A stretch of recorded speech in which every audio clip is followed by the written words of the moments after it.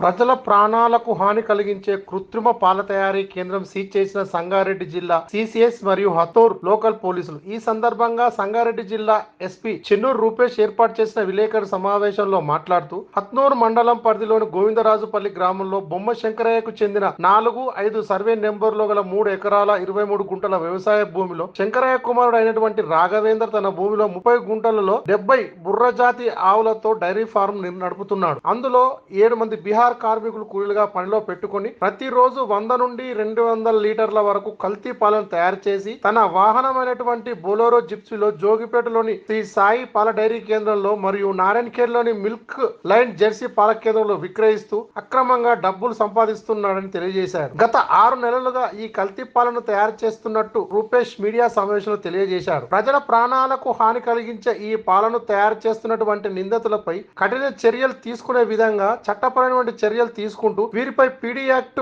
నమోదు చేసి అవకాశం ఉందని ఎస్పీ తెలియజేశారు. ఈ కార్యక్రమంలో పటాన్ చెరువు డీఎస్పీ రవీందర్ రెడ్డి, సిబ్బంది తదితరులు పాల్గొన్నారు.